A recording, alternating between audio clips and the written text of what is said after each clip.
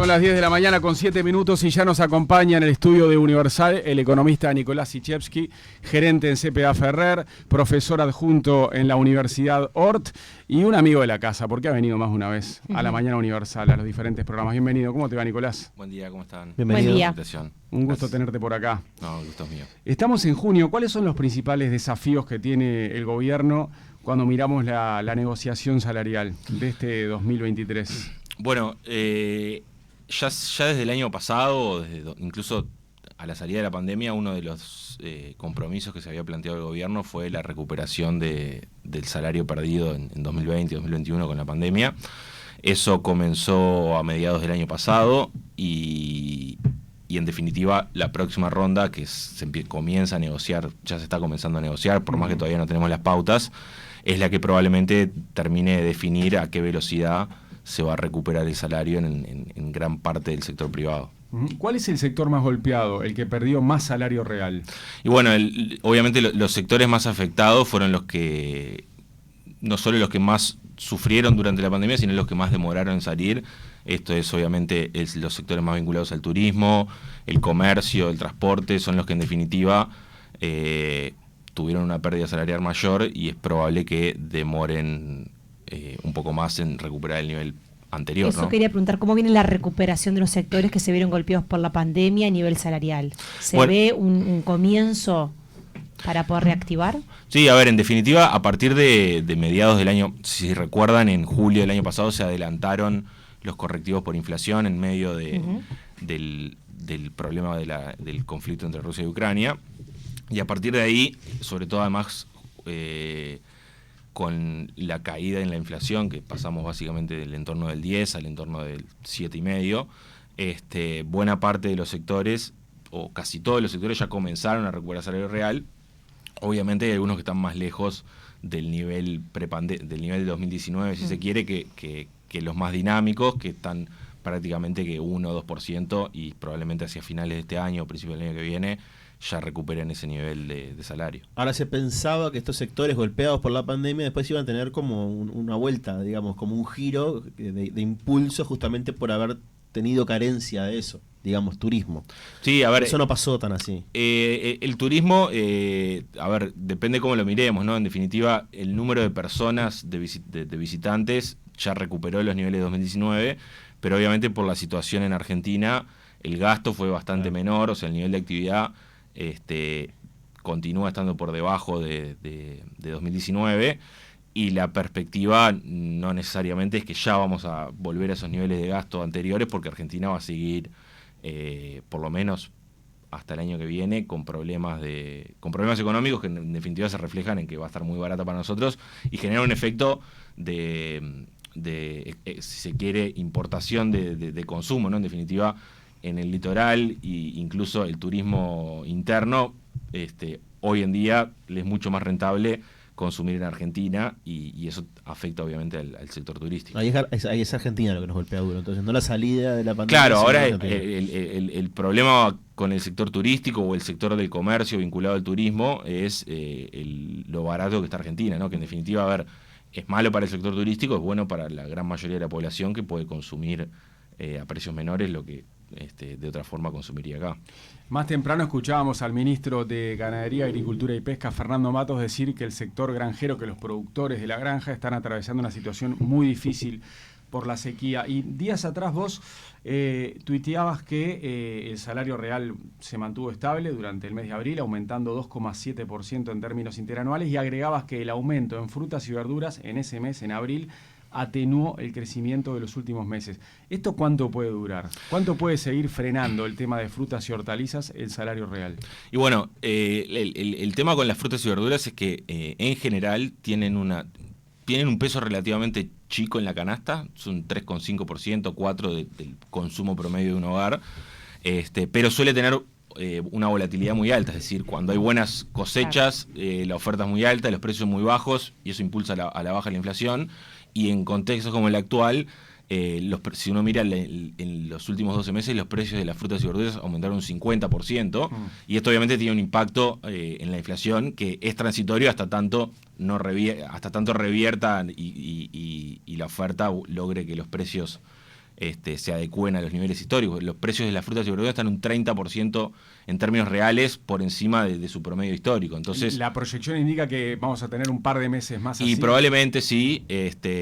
Digo, no soy ingeniero agrónomo como para saber exactamente cuándo es que vamos a empezar a solucionar esto, pero incluso aunque la reversión no sea tan grande, en algún momento dejan de aumentar los precios y eso deja de contribuir a la inflación. Por eso también es importante, cuando uno analiza la inflación, mirar también la inflación subyacente o la inflación núcleo, que excluye este tipo de precios volátiles y nos da una medida más fina de la evolución de los precios en el país.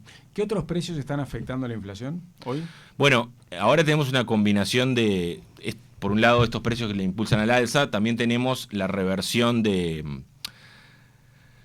todos los impactos que tuvimos en la guerra el año pasado, ¿no? En definitiva, muchos alimentos, los combustibles, ahora, bueno, tuvimos una rebaja en junio, están jugando a la inversa, ¿no? En definitiva, la caída en el precio de los combustibles impulsa la baja de la inflación, que es otro de los rubros que uno suele excluir para tener una medida más precisa de la evolución de los precios. El gobierno tiene un objetivo de que la inflación poco a poco vaya bajando y que cerremos 2023 con un índice menor a 2022. En CPA, ¿qué proyección están haciendo para este 2023? Bueno, para 2023 tenemos una proyección de inflación alguna décima por debajo del 7%, o sea, muy en línea con la última proyección que divulgó el gobierno o el Banco Central. Ya muy cerquita del rango meta. Sí, porque en definitiva, primero, tenemos cierto efecto comparación contra el 2022, por esto que comentaba, combustibles revirtiendo la tendencia del año pasado, que fue más al alza.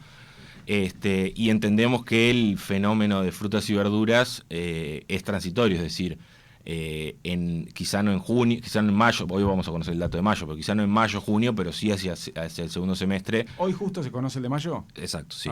Bien. Hacia el segundo semestre es probable que se comience a normalizar la situación del sector de frutas y verduras y los precios comiencen a revertir el alza que tuvieron ahora, y eso nos va a llevar estamos en 7,5 de inflación, nos va a llevar a algo por debajo del 7, y ese es el escenario base hoy en día. ¿Y eso se va a sentir con respecto a lo que gana la población? Porque la sensación es que cada vez rinde menos. Bueno, o sea, a ver... Bueno, ahí le decía recién el economista, tenemos un 30% por encima de frutas y verduras que se consumen a diario y es el fundamental. Porque más allá de los valores de inflación, o sea, la sensación generalizada es cada vez hago con menos del supermercado.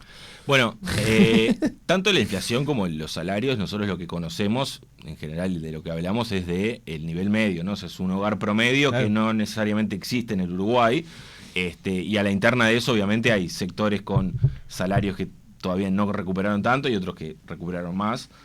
En definitiva, a ver, si uno mira tanto los salarios como el ingreso de los hogares, en términos reales, desde el año pasado están recuperándose. El ingreso de los hogares, de hecho, se está recuperando también porque el empleo se reactivó a la salida de la pandemia. Fue durante 2022 bastante chato, si se quiere, pero a comienzos de este año ha como empezado a recuperarse de nuevo. Y bueno, las estadísticas muestran eso. Obviamente que hay heterogeneidades a la interna de los números siempre. El salario en la construcción tuvo una caída importante, ¿no? 5,6%. ¿Cómo se explica bueno, eso? El tema con la construcción es que, y probablemente suceda con algún otro sector a partir de junio, es que hasta tanto no se renegó, el convenio de la construcción vence en abril, el 30 de abril, entonces hasta tanto no se renegocie el nuevo convenio salarial, no hay un ajuste, y mientras no hay ajuste, en realidad tuviste un ajuste en mayo del año pasado o en abril del año pasado, y en este abril no tuviste porque se está negociando. Entonces, como que por un par de meses el salario nominal no se recupera y luego salta de nuevo. ¿Pero eso no ocurre en otros sectores? Y bueno, probablemente ocurra, pero más en la segunda mitad, porque el resto de los sectores vencen el 30 de junio en general. Tienen 2 meses más. Exacto. Entonces, son negociaciones que suelen durar hasta noviembre, por ahí. Entonces, tenemos ese efecto. Nos dabas la proyección de CPA Ferrer sobre la inflación, sobre los precios al consumo. Decías que bueno, hay una estimación de que 2023 termine con un índice un poquito por debajo del 7%. ¿Y qué proyectan para el déficit fiscal de Uruguay?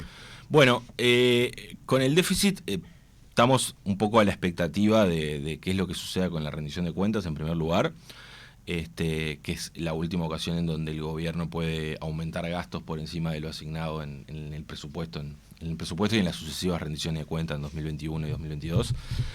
Y a ver, el otro factor relevante a tener en cuenta es que los ingresos, o sea, la recaudación del gobierno ha comenzado desde finales del año pasado, se enfrió un poco y ha revertido un poco si se quiere, el buen desempeño en términos del PIB, ¿no? Porque cuando medimos el déficit en términos del PIB, en definitiva, lo que miramos es los ingresos y los egresos, cómo evolucionan respecto al PIB.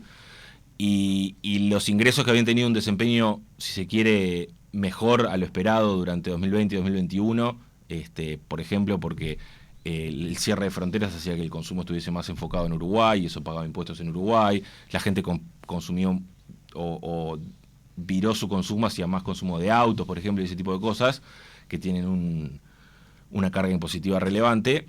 Y a finales del año pasado, y ha seguido un poco la tendencia este año, los ingresos han comenzado a caer en relación al PIB, y eso explica buena parte del deterioro del déficit fiscal desde el 2,5 que tuvimos en 2,6 en septiembre al 3,6, 3,7 que tenemos actualmente. Entonces, el mejor momento fue septiembre de 2022. Exacto, ¿no? A ver, ahí lo relevante es distinguir entre lo que es transitorio, por ejemplo, derivado de la sequía y posibles impactos en la recaudación de la sequía, de lo que es estructural. En definitiva, lo que es estructural debe mirarse con más atención, sobre todo a partir de la regla fiscal que se implementó con la ley de urgente consideración.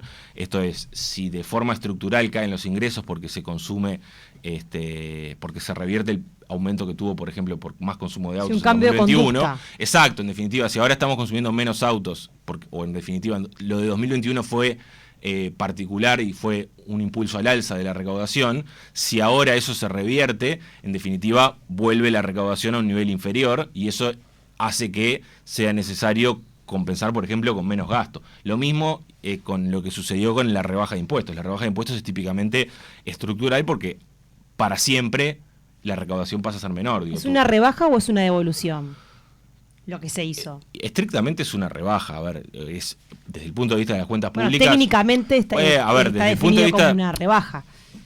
Creo que eso es una discusión más semántica. Desde el punto de vista de las cuentas públicas, de los números, antes recaudaba 10, ahora recaudo 9,8, por decirte algo. Y en ese sentido, como tengo una caída estructural en los ingresos, tengo que compensarlo con una reducción estructural de los gastos. Y ese tipo de aspectos estructurales son los que hay que tener en cuenta, mirar estas cosas. Como comentaba, lo de la sequía, si recaudamos menos por la sequía, bueno, eventualmente vamos a volver a recaudar lo que estábamos recaudando antes, cuando se normalice la situación. Ahora estás nombrando como 3-4 características que todas apuntan a menos gasto público. Y bueno, sí, creo que el consenso de la mayoría de los analistas es que para esta rendición de cuentas el margen es muy limitado para continuar aumentando el gasto. Conocimos la postura o el deseo de aumentar el gasto para la salud mental, exactamente, sí. Unos 20 millones de dólares, que obviamente debe sumarse a las asignaciones ya realizadas en las rendiciones anteriores, pero el margen para aumentar más allá de eso es limitado, sobre todo en este contexto que mencionaba de que... Ahora, eso es lo más grueso también, disculpa que te corte, seguramente hayan otros pequeños aumentos y ahí, las recomendaciones estarían por encima. Bueno, a ver, hay pequeños y pequeños porque aumentos, es como el titular de claro, noticia, a ver, ¿no? Una pero cosa son 20, 30, aumentos. 40 millones de dólares, otra cosa son 150, como se realizó en la rendición anterior, o la rebaja impositiva fue de unos 150 millones de dólares. Creo que 150 millones de dólares de aumento del gasto sería excesivo. Eso en un año, ¿no? O sea, esa rebaja implicó que dejara de ganar el Estado 150 millones en un año. Sí, la rebaja tuvimos la primera parte que fue la rebaja de impuestos y del IAS y RPF y algunos pequeños tributistas. a lo que se le sumó unos 40 millones de dólares más en la negociación de la reforma jubilatoria. Se agregó una rebaja adicional del IAS que comienza a operar a partir del año que viene. Entonces, en definitiva, si tenemos tres décimas de rebaja de ingresos en relación al PIB, que le ponen obviamente un techo al potencial aumento del gasto. O sea que si el gobierno quiere descender hasta el 2,5% del PBI en el déficit fiscal, el gasto en esta rendición de cuentas tiene que ser limitado, o sea, no hay otra. Sí, a ver, las proyecciones que el gobierno había dado en la rendición anterior implicaban una reducción del déficit en este año hasta el 2,7% y al 2,4, 2,5 el año que viene, en 2024. Creo que el 30 de junio vamos a conocer una revisión de esos números, sobre todo en 2023, por esto que comentaba de que la recaudación está performando peor a lo esperado. Tenemos el impacto de la sequía, que no solo impacta la recaudación, sino que también impulsa a la baja el PIB. Entonces eso probablemente vaya a quedar más en el entorno del 3%, y el desafío obviamente va a ser lograr que en 2024, una vez superada la sequía, logremos que el déficit fiscal converja nuevamente a la proyección del 2,5 por ahí. Y menos gasto público, ¿cuánto va a afectar en la economía? A ver, la generación. En definitiva, no es las decisiones de, a ver, si uno mira la economía en su conjunto, no necesariamente un aumento del gasto público genera un dinamismo per se. ¿Por qué? Bueno, porque en definitiva... Bueno, hay teorías, ¿no? Está Milei. Hay teorías. No, pero a ver, si uno lo piensa obviamente desde el impulso del sector público, claramente sí. Pero, por ejemplo, pensemos por ejemplo en la inversión en la construcción. Un aumento en la inversión pública, por ejemplo, aumenta la inversión en la construcción, pero el sector privado puede decir, un déficit fiscal más alto puede hacer que en el futuro me aumenten los impuestos para pagar ese déficit fiscal más alto, entonces gasto menos hoy. Entonces, ese tipo de decisiones son en general intertemporales, o sea, no es lo que hoy hago solo afecta a lo que hoy hago, o sea, tengo que ver las decisiones en el futuro del resto de la economía. Bueno, quiero agarrar lo que hoy hago, no representa solamente hoy, sino en el futuro. Estamos en una pre-campaña electoral donde los candidatos salen a la cancha a tocarle el corazón a la gente y el bolsillo de la gente, donde arrancan las promesas de metas fiscales, de rebajas impositivas. Tuvimos un quinquenio muy particular, estamos por cerrarlo con sequía, con un gasto realmente inesperado con el fondo coronavirus. ¿Qué cintura realmente tienen los candidatos en esta oportunidad de salir, pararse en el estrado y prometer rebajas impositivas, que es básicamente lo que prometen y la gente ahí muchas veces compra ese boleto? Y bueno, creo que eso, a ver, el contexto particular lo vamos a ver más el año que viene. Creo que vamos a llegar con un déficit del entorno del 3%, en ese entorno, que va a ser una situación no tan compleja como la que teníamos en 2019, en donde sí teníamos un problema fiscal más importante. Pero recordemos también que estos compromisos de aumento de salario real, que probablemente sucedan, suelen impulsar al alza el gasto público a los años subsiguientes, porque en definitiva las pasividades, que son básicamente un tercio del gasto público, se ajustan en base al índice medio de salarios del año anterior. Entonces, un aumento real del 2% de los salarios es un aumento real de las pasividades al año siguiente del 2%. Entonces, vamos a llegar a 2025 con cierta presión desde ese lado, y el margen, tanto para aumentar gastos como para bajar impuestos, va a ser limitado, en ausencia de algún shock externo positivo, que en cualquier caso igual sería transitorio, ¿no? Por ejemplo, un aumento en el precio de los commodities que exporta Uruguay. Creo que vamos a llegar con cierto equilibrio, pero sin margen para aumentos de medio del gasto o reducciones significativas de los impuestos. Tenemos un dólar planchado ahí en 40 o por debajo de 40, y esto no les sirve a los exportadores que se quejan. Pero claro, hay gente que está conforme con el dólar así también. ¿Qué puede pasar con la moneda estadounidense de acá a fin de año, en el segundo semestre? Bueno, al margen de lo puntual en Uruguay, porque a ver, muchas veces miramos el dólar como si fuese el precio del dólar, como si fuese algo que le pasa al Uruguay. En realidad el precio del dólar depende de muchísimas cosas más que no pasan por Uruguay. Y sobre todo hacia finales del año pasado, sobre todo a partir de cierta desaceleración en el resto del mundo, tuvimos los problemas a principios de este año con los bancos en Estados Unidos que dejaron una sensación de que el costo de subir las tasas de interés en Estados Unidos, que en definitiva es lo que encarece el dólar, podía ser alto y eso ha hecho que en definitiva en el mundo el dólar haya dejado de aumentar como lo hizo sobre todo en los primeros 8 o 9 meses de 2022. Entonces en ese contexto, hoy en día, si uno mira qué está pasando con el dólar en el mundo, es un dólar que no tiene la fuerza que tenía en 2022 y eso hace que en Uruguay sea difícil que, si en el resto del mundo el dólar no aumenta, que en Uruguay el dólar aumente. Por eso es que estamos en este contexto de 38, de 39, si se quiere, desde hace varios meses. ¿No será Argentina, no? No, a ver, Argentina está a 500 prácticamente. Es una locura. Y a ver, es claro. Justo afecta porque está al lado. Bueno, sí, a ver. Rompe con lo que pasa en el mundo y todavía lo tenemos al lado. Históricamente, estos tipos de desequilibrios entre en el tipo de cambio entre Uruguay y Argentina se relevan con, bueno, Uruguay, pum, devalúa y se pone a tiro con Argentina, o en su momento también con Brasil.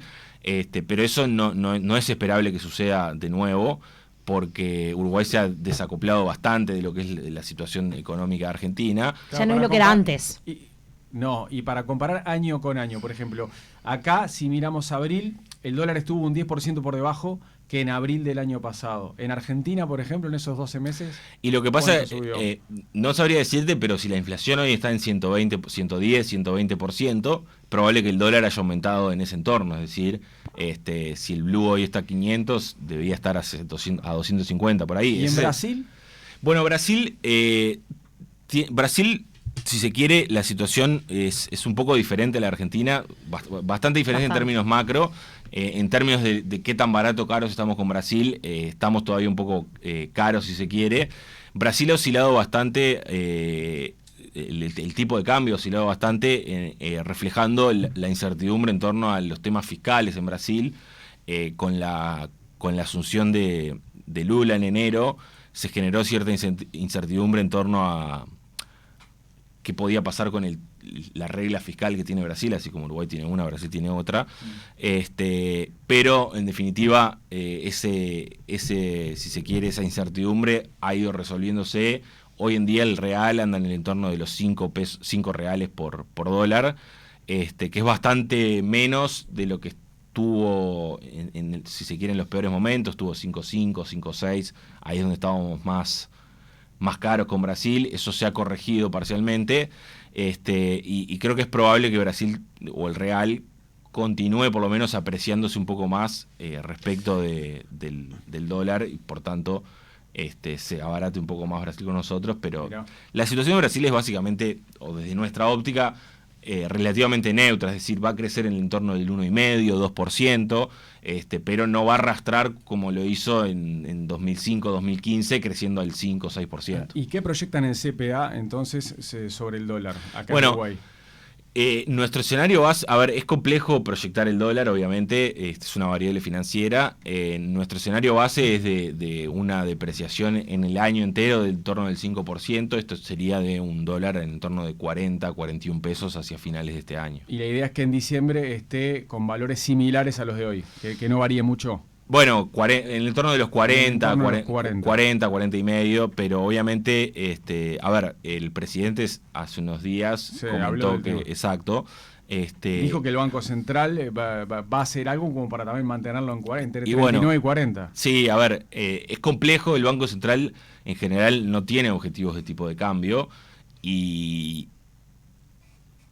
en definitiva siempre todo es un dilema, ¿no? En definitiva, lograr que la inflación converja al 6-7%, si se quiere al 6%, que es el techo del rango meta, no es sencillo si uno quiere además también que el tipo de cambio aumente. O sea, en definitiva, el Banco Central no tiene objetivo de tipo de cambio y no es trivial lograr un aumento del tipo de cambio porque tenga ganas el Banco Central.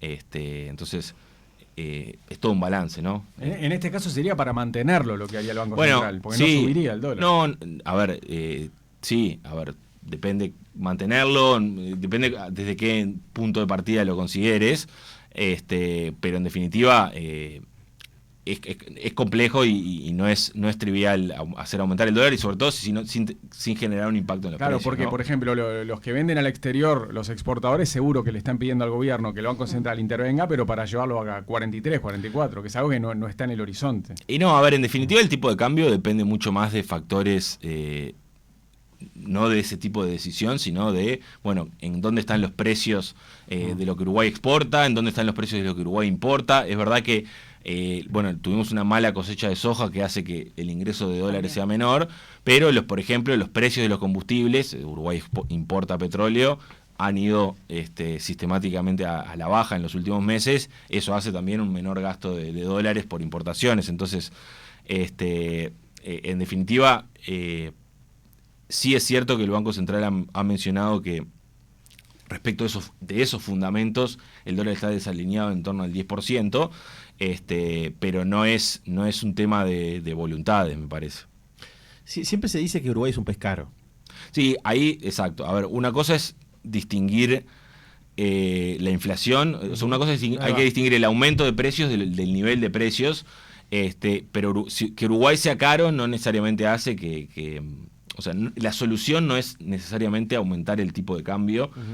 Tiene que ver mucho más con temas de competencia, de regulación. Ahí va, de eso te iba a preguntar, porque recién hablabas de Brasil y uno piensa siempre, Brasil siempre está un poquito más barato. Argentina, bueno, con esta debacle. Toda la vida fue más barato. Pero digo, ¿por qué toda la región, si somos el más caro de toda la región? Y bueno, en parte hay regulaciones que hacen más complejo. Tenemos un tema de escala, en donde obviamente Claro. la gran mayoría de los mercados están dominados por una o dos empresas. Eso obviamente hace que respecto de un escenario de más competencia los precios sean más elevados. Tenemos también problemas de ineficiencias en algunos sectores no transables, la salud, el transporte, o sea, son servicios caros. Esas ineficiencias se trasladan en la producción de esos bienes o servicios, se trasladan hacia el nivel de precios, y eso hace que estemos más caros. Y tenemos también temas con la regulación de algunos sectores importadores. Se ha hablado mucho de algunos bienes de uso diario, pasta de dientes, papel higiénico, etcétera, pero también, por ejemplo, tenemos, y ahora que estamos con el tema de la sequía, la gran mayoría de las importaciones de frutas y verduras no están permitidas en Uruguay, y eso hace que ante estos contextos de problemas de oferta, los precios aumenten rápidamente. ¿Y esos problemas que manifiesta son endémicos? O sea, eso nunca se va a solucionar. No, a ver, yo no sé si nunca se va a solucionar. Como todo, hay intereses que quieren una cosa y hay intereses que quieren otra.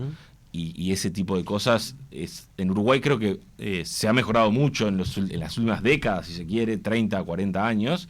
Pero son cambios que ocurren de forma lenta, como muchas de las cosas que ocurren en Uruguay, ¿no? Hace unas semanas Lula lanzó un programa llamado Carro Popular, que apuesta a vehículos por debajo de los $12.000, con un montón de incentivos a la producción nacional que tienen que ver, por ejemplo, con quitas de impositivas a los autos que tengan autopartes brasileñas, por ejemplo.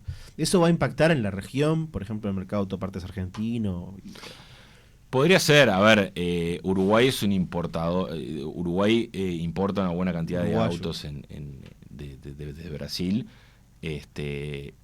No creo que afecte en gran medida en términos generales lo que sucede en Uruguay. A ver, hoy en día los niveles de venta de autos son elevados, incluso considerando de que tienen un alto componente de impuestos.